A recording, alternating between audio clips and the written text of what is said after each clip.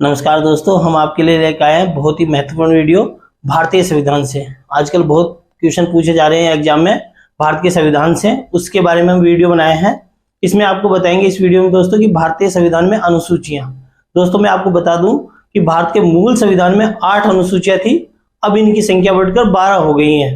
दोस्तों कौन सी अनुसूची किससे संबंधित है हम इस वीडियो के माध्यम से जानेंगे। पहली अनुसूची दोस्तों, पहली अनुसूची में बताया गया संघ और उसके राज्य क्षेत्र के बारे में।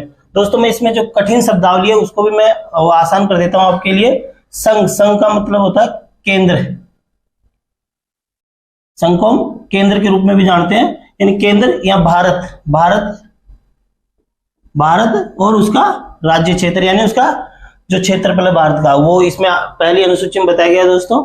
दूसरी अनुसूची में दोस्तों जो भारत के मुख्य पदाधिकारी हैं, जिसमें राष्ट्रपति है, मुख्य न्यायाधीश है, राज्यों के जो हाई कोर्ट होते हैं उनके मुख्य न्यायाधीश है, न्यायाधीश है, लोकसभा अध्यक्ष है, ऐसे जो मुख्य पदाधिकारी हैं उनके वेतन और भत्ते दूसरी अनुसूची के अनुसार तय होते हैं। तीसरा है दोस्तों, तीसरी अनुसूची है संवैधानिक पदों के संबंध में शपथ या प्रतिज्ञान। दोस्तों जो संवैधानिक पद है, जैसे राष्ट्रपति हो गया, मुख्य न्यायाधीश, उपराष्ट्रपति, प्रधानमंत्री, जो है उनके पद, उन पद के लिए जो शपथ लेते हैं वो तीसरी अनुसूची में बताया गया है दोस्तों कि तीसरी अनुसूची के अनुसार संवैधानिक पद पे जो भी पदाधिकारी बैठेगा वो पहले शपथ लेगा उस पद को संवैधानिक रूप से निभाने की।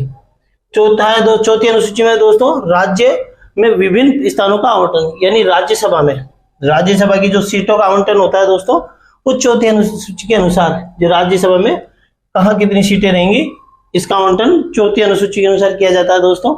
पांचवी अनुसूची में अनुसूचित जाति एवं अनुसूचित जनजाति प्रशासन एवं नियंत्रण के बारे में उपबंध, यानी जो ST SC के लोगों का जो वो दिया गया है आरक्षण, उसके बारे में कि वो कहां से कितना प्रतिनिधित्व और कहां उनके क्षेत्रों पे कैसा नियंत्रण रहेगा, प्रशासन रहेगा, उसके बारे में पांचवी अनुसूची में बताया गया है दोस्तों। छठी अनुसूची में असम, मेघालय, त्रिपुरा और मिजोरम। दोस्तों ये 4 राज्य हैं, ध्यान रखना, असम, मेघालय, त्रिपुरा और मिजोरम। इनमें जो ST SC के क्षेत्र हैं उन पर प्रशासन, इसके बारे में बताया गया छठी अनुसूची में। 7वीं अनुसूची में बताया गया दोस्तों। अब 7वीं से आप याद करते हैं, 7वीं अनुसूची में 3 सूचियां दी गई है 7वीं अनुसूची में। एक है संघ सूची, फिर राज्य सूची और एक है समवर्ती सूची। दोस्तों ये ऐसी है 7वीं अनुसूची जिसमें कुछ सब्जेक्ट्स पे, यानी भारत में कुछ सब्जेक्ट्स पे केंद्र कानून बनाएगा, कुछ सब्जेक्ट पे राज्यों को कार्यभार दिया गया है कि कुछ पे राज्य कानून बनाएगा।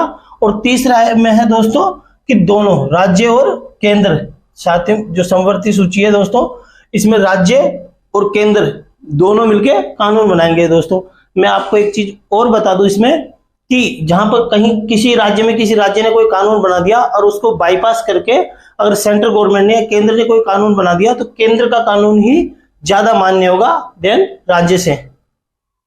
8वीं अनुसूची है दोस्तों भारत की विभिन्न भाषाएं। दोस्तों 8वीं अनुसूची में भाषाएं शामिल है। मैं आपको बता दूं शुरू में 14 भाषाएं, मूल संविधान में 14 भाषाएं थी, बाद में बीच बीच में अमेंडमेंट करके और 8 और जोड़ ली गई है, तो टोटल हो गई अब 22 भाषाएं इस वक्त 8वीं अनुसूची में शामिल है। दोस्तों अगली है दोस्तों 9वीं अनुसूची। 9वीं अनुसूची में है भूमि अधिग्रहण। दोस्तों पहले जो भूमि, जो जमीन थी किसी भी किसान से, उसको सरकार पे अधिग्रहण करने पे उसके खिलाफ अपील कर दी जाती थी और कोई भी सरकारी काम था वो रुक जाता था।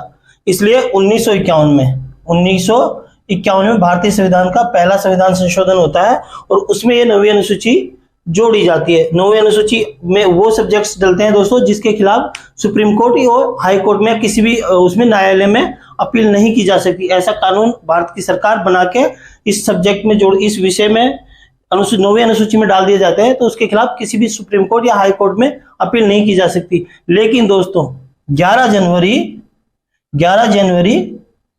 2007 में संवैधानिक पीठ, जो सुप्रीम कोर्ट की संवैधानिक पीठ है, उसने एक डिसीजन दिया कि अगर किसी के मौलिक अधिकारों का उल्लंघन हो रहा है, तो उसके खिलाफ सुप्रीम कोर्ट में या हाई कोर्ट में अपील कर सकता है। और 10वीं अनुसूची में है दोस्तों दल परिवर्तन। पहले क्या होता था दोस्तों, जो चुनते इस पार्टी से थे, चले जाते थे दूसरी पार्टी में, उनको दल बदलू कहते थे। इसको रोकने के लिए जब प्रधानमंत्री थे राजीव गांधी जी, उन्होंने एक अनुसूची बनाई, अनुसूची भारतीय संविधान में जोड़ी, जिससे दल परिवर्तन को रोका जा सके। यानी जो दूसरे दल की एक पार्टी से जीत के आया, दूसरी पार्टी की सदस्यता अगर वो ग्रहण कर लेता है तो जो उसकी सदस्यता है वो निरस्त हो जाएगी। राजीव गांधी जी ने इसको जोड़ा है 1985 में। 1985 में ये जोड़ी गई थी 10वीं अनुसूची। 11वीं अनुसूची दोस्तों, ये 11वीं अनुसूची है पंचायत, जो महात्मा गांधी जी का सपना था कि गांव से देश की, गांव तक राजनीति पहुंचनी चाहिए, वो था पंचायत व्यवस्था। पंचायत व्यवस्था उसी का एक वो है। पंचायत व्यवस्था जोड़ी गई दोस्तों 1993 में। और 12वीं अनुसूची भी, जिसमें नगर पालिका है, वो भी 1993 में ही जोड़ी गई थी दोस्तों। ये दोनों अनुसूचियां 1993 में जोड़ी गई थी। ये दोस्तों आप इसका स्क्रीनशॉट भी ले सकते हैं, जब ताकि आपको एक ही फोटो में ये सारी अनुसूचियां दिख जाए और इसके बारे में कब जोड़ी गई है। मेन तो ये पूछते हैं दोस्तों, ये कब जोड़ी गई है, 10वीं कब जोड़ी गई है, 11वीं कब जोड़ी गई है और 12वीं कब जोड़ी गई है, ये पूछते हैं। आपको हमारे वीडियो कैसे लगा ये हमें कमेंट में बताएं दोस्तों, और इससे आपके किसी एग्जाम में कितने क्वेश्चंस मिले हैं इससे संबंधित, वो भी हमें जरूर बताएं।